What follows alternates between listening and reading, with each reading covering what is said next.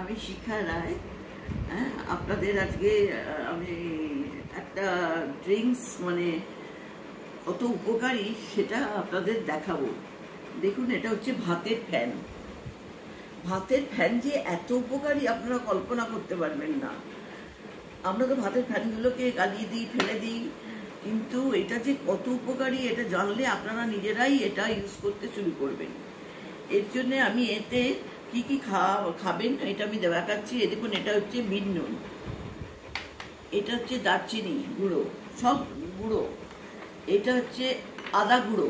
আদা গুঁড়ো আপনারা যদি বলেন কি করে পাবো শুকনো আদা গুঁড়ো, এই দেখুন, এটা কিন্তু শুকনো আদা গুঁড়ো। এটা আদা সুটি কিনতে পাওয়া যায় বা আদা গুঁড়োও কিনতে পাওয়া যায়। তো আদা সুটি যদি পান আপনারা, তাহলে আদাকে শুকিয়ে রাখবেন, শুকিয়ে রেখে মিক্সিতে পিষে নেবেন, এরকম গুঁড়ো হয়ে যাবে। আর এটা হচ্ছে জিরে গুঁড়ো, আর এটা হচ্ছে আমাদের গাওয়া ঘি, এটা গাওয়া ঘি। তো এর সঙ্গে আপনারা কি মেশাবেন দেখুন। এই দেখুন, আমি দিচ্ছি প্রথমে আদা সুটি, এই ছোট চামচের 1 চামচ। তারপরে দারচিনি গুঁড়ো, এটা দিলাম ছোট চামচের 1 চামচ। এটা দিলাম জিরে গুঁড়ো। জিরে তো জানেন আপনারা যে জিরে আমাদের কত রকম, আদা আর জিরে আমাদের কত রকম কাজ দেয়। এটা জিরে গুঁড়ো। আর দিচ্ছি বিট নুন, এটা 8 চামচ দেবো, বেশি দেবো না। এই দেখুন, 8 চামচ বিট নুন দিয়ে দিলাম। আর দেব 1 চামচ ঘি।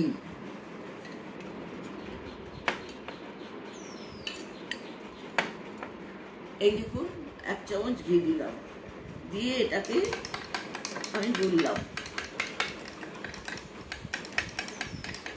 দেখছেন, আমি এটা গুলে দিচ্ছি। আপনারা বলতে পারেন যে এটার কি উপকারিতা আছে যে এরকম করে গুলে দেখাচ্ছেন আপনি। এটার অনেক উপকারিতা, আপনাদের সেই সব উপকারিতা বলবো আমি, যে কি এটা করলে কি উপকারিতা পাবে। এই মানে যদি এটা খান না আপনারা, তাহলে আপনাদের গ্যাস হয় না, আমাদের গ্যাস হয়, পেট ফাঁপে, তারপরে মানে অনেক সময় কীরকম লাগে আমাদের শরীরটা, মনে হয় কীরকম আইঢাই করে না। তার থেকে আপনারা পুরো এটা যদি খেতে পারেন তাহলে পুরো মুক্তি পেয়ে যাবেন। এছাড়া রোগ প্রতিরোধ বাড়ায়, সংক্রমণ প্রতিরোধ বাড়ায়, হ্যাঁ, অনেক কিছু। তারপরে আপনার ধরুন কোথায় আপনার এই কেটে গেছে, বা এই আমাদের অনেক সময় হয় না, আমরা পড়ে যাই, হয়, কেটে যায়, আমাদের হয়। তারপরে যাদের আর্থারাইটিস, তো আজকাল জানেন বেশিরভাগ মানুষের আর্থারাইটিস আছে, সেই আর্থারাইটিসও কিন্তু এইটা খেলে আপনার ভালো হয়ে যাবে। আচ্ছা মাম্মাম, আমি মানলাম যে এটা খুব উপকারী হয়, আমি যা খেলতে খেলতে চোট পাই সেটা ঠিক হয়ে যাবে, কিন্তু যারা জানে না যে ভাতের ফ্যান আসলে কি হয়, তারা কি করবে? যেমন আমি। তোমরা জানো না বলেই তো আমি তোমাদের শেখাতে বসেছি, নালে আমার কি এসে যাচ্ছিল যে আমি তোমাদের শেখাবো। আমি তো তোমাদের সবাইকে এইটাই শেখাতে চাইছি যে তোমরা এই ভাতের ফ্যানকে নষ্ট করো না। ভাতের ফ্যানের প্রচুর উপকারিতা আছে, সেটাই তো শেখাবার জন্য বসেছি। এই ডায়েটটা যদি তুমি রোজ তোমার ইয়েতে রাখো, তোমার শরীরে যে দূষিত পদার্থ আছে সব বেরিয়ে যাবে, জানো না?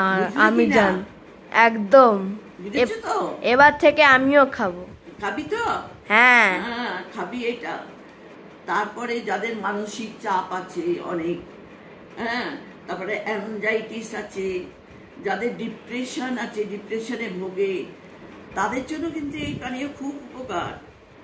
তারাও যদি এই পানীয়টা খায় না, তাহলে তাদের জন্য খুব ভালো, এর থেকে মুক্তি পেয়ে যাবে তারা এই পানীয় খেলে। বাহ, খুব ভালো তো, কত উপকার এই জিনিসটার মধ্যে। হ্যাঁ, আমিও বুঝলাম, আর আমাদের বন্ধুরা যারা দেখছে তারাও বোধহয় বুঝতে পেরেছে। হ্যাঁ, বুঝতে পেরেছে তো? বুঝতে পারলেই আমি খুশি হব। যে তারা বুঝতে পেরেছে। এছাড়াও তোর হাইড্রেটেড ও ঠান্ডা রাখতে শরীরে সাহায্য করে, বুঝতে পারলি? যেটা শরীরকে ঠান্ডা রাখতেও সাহায্য করে, হাইড্রেটেড শরীর ঠান্ডা রাখতেও শরীরকে সাহায্য করে। তারপরে তোর ধর এইটাকে গুললাম, তোর ধর মনে হলো তোর সর্দি কাশি এইসব হয়েছে, তখন তোর ইচ্ছা করবে যে আমার সর্দি কাশি হয়েছে, আমি এখন কি করব, এইটা খেয়ে নিবি, একদম শরীরটা ভালো হয়ে যাবে, সর্দি কাশি কিচ্ছু থাকবে না। এটা হচ্ছে আয়ুর্বেদিক একটা ওষুধ, এটা ফালতু কিছু নয়, এটা আয়ুর্বেদিক ওষুধ। এই ভাতের ফ্যান কিন্তু অনেক কাজ দেয় জানিস। এই ভাতের ফ্যান দিয়ে যদি আমরা এই ভাতের ফ্যানকে একটু গরম অবস্থা ঠান্ডা হয়ে গেলে তাতে একটু ময়দা দিয়ে দিলাম, একটু বেকিং সোডা দিয়ে দিলাম, একটু নুন দিলাম, একটু জিরে দিলাম, একটু আজওয়ানি দিলাম, দিয়ে তাকে একটু গুললাম ময়দা দিয়ে, হ্যাঁ, গুলে মানে যখন ওইটা টাইট হয়ে যাবে, মানে ময়দা দেখতে হবে যে কতটা টাইট হচ্ছে ময়দা দিয়ে, যখন টাইট হয়ে যাবে তখন আমরা ওইটা ময়দার মতন ছোট ছোট লেচি কাটবো, লেচি কেটে ওটাকে বেলবো, বেলে তেলে ভাজবো, ভাজলে পুরো এত বড় পাঁপড় হয়ে যাবে। পাঁপড়? হ্যাঁ, এই হচ্ছে ভাতের ফ্যানের কেরামতি। আমরা তো বুঝতাম যে ভাতের ফ্যান কিচ্ছুই হয় না, কিন্তু তুমি তো একটা নতুন জিনিসই বানিয়ে দিলে। এই তো, যাতে লোকেরা সব বুঝতে পারে। আর যদি কারোর খেতে মনে কর তোর অসুবিধা হচ্ছে এটা খেতে, হ্যাঁ এটাতে নুন আছে কি করে খাই, একটু মধু মিশিয়ে নিতে পারিস, মধু মিশিয়ে খেলেও কিচ্ছু ক্ষতি হবে না। যারা এটা খেতে পারে তারা খেতে পারলে তো ভালো। আর রোজ যদি তোমরা 1 গ্লাস করে ডায়েটে এটা রাখবে, তাহলে তো তোমাদের শরীরের মানে কামাল, তোমরা বুঝতেই পারবে না তোমাদের কি হচ্ছে শরীরের ভেতরে। এটা আমি বলে রাখলাম। সুতরাং চেষ্টা করবে এটা রোজ, আমি বানিয়ে দেবো, 1 গ্লাস করে খাবে, তোমার ডায়েটে আমি রেখে দেবো এটা, বুঝেছো? তাহলে বুঝতে পারলে তো যে ভাতের ফ্যানের কত উপকারিতা।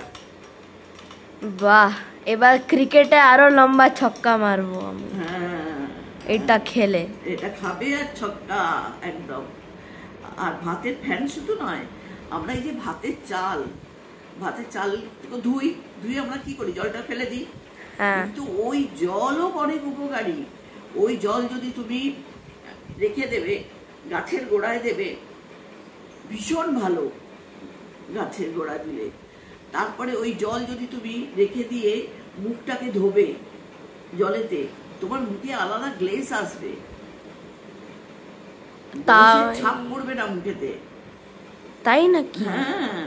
তারপরে যদি তুমি মনে করো ওই জলটা দিয়ে তুমি চান করলে, শ্যাম্পু করলে, এবার কোথায় বেরোবে ভাবছো, শ্যাম্পু ট্যাম্পু করে, সব শ্যাম্পু তো হেয়ারটাকে চকচকে করে দেয় না, তুমি এই ভাতের চাল ধোয়ার জলটা এটা ছেঁকে ওতে একটু জল মিশিয়ে, মানে একদম শ্যাম্পু করার পরে লাস্ট একদম এটা মাথায় ঢেলে দিলে, ঢেলে দিয়ে ওটাকে রাখলে কিছুক্ষণ, কুচবে না, কিছুক্ষণ রাখবে তারপরে কুচবে তোমার, তারপরে তোমার চুল দেখবে এত গ্লেজ হবে যে তুমি বুঝতে পারবে না, সবাই ভাববে যে ওটা তুমি কিছু ক্রিম লাগিয়েছো চুলেতে, এত গ্লেজ দেয় ওটাতে।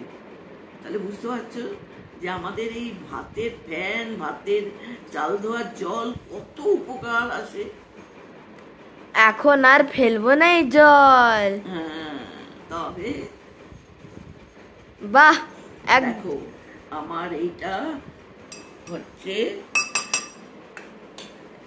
এটা ড্রিঙ্কস, এটা যারা যারা শুনলেন তারা একবার ট্রাই করে দেখতে পারেন, হ্যাঁ, যেটা ঠিক হচ্ছে কিনা। এটা একটা আয়ুর্বেদিক ওষুধ বলতে পারেন একটা, এর উপকারিতা হাজার গুণ, মানে এত কিছু উপকারিতা আপনাদের আমি বলে শোনালাম।